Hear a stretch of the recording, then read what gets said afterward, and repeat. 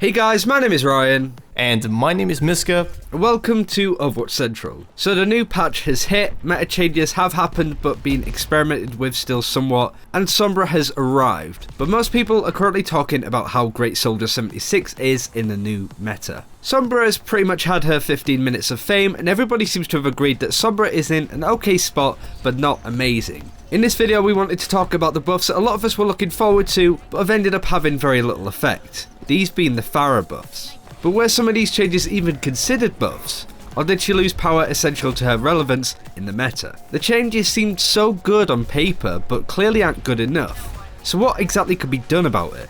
First off, let's go through what these changes meant exactly for Pharah. The patch notes read the following. Rocket launcher. Minimum explosion damage has been increased by 13%.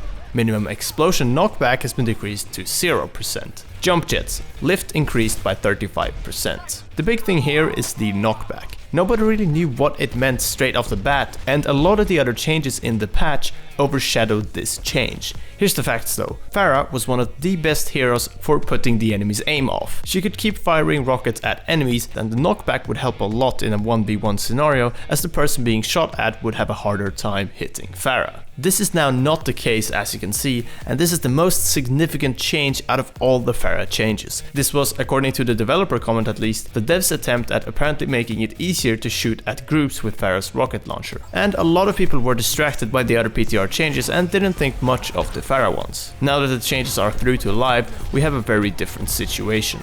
A lot of the community's response to the Pharah buffs were, oh my god, she feels so much better to play now, she definitely has the potential to be part of the major meta. But then, nothing. Those voices have kind of ceased to exist. But there is a pretty obvious reason why. When we play Soldier now or experience playing with or against a Soldier in our own games, you do get the sense of that Soldier is king right now. I mean, look how quickly he burnt down our Reinhardt shield, etc, etc. With Pharah, can you remember the last time that you were completely dominated by a Pharah with absolutely no answer to it? I know I can't. The devs had the right idea with making Pharah relevant, especially with how much of a counter she is to our main DPS culprit of the last patch, Reaper. But in a similar vein to Pharah, they did their best to make Soldier relevant as well, and because of how the two fare against one another, only one was going to be taken on board as a viable option.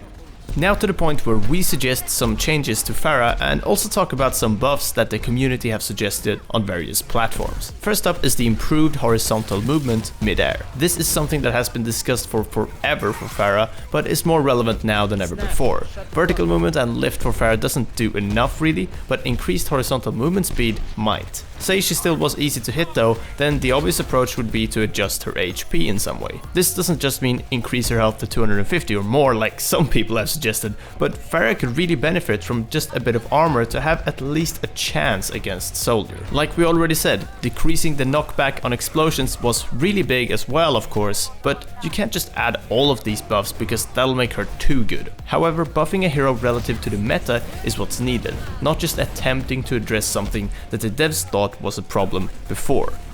Some Pharah mains are amongst the most skilled players in the game. It's a reason why so many people took to Seagull as a streamer and as a pro in the early beta.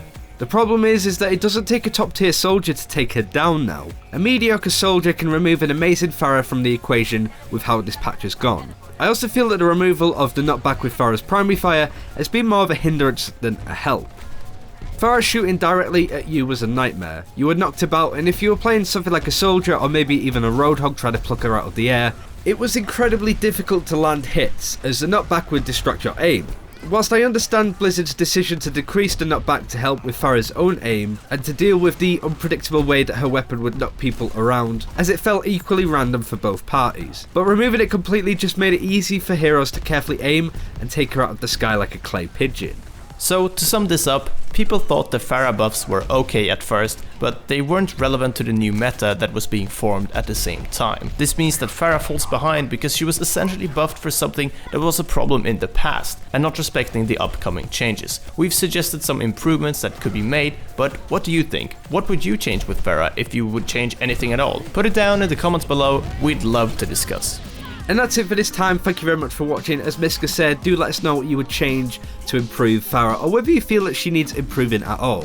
Do let us know in the comments, and like this video if you want to see more videos like this. Thanks again for watching, take care, we'll see you next time.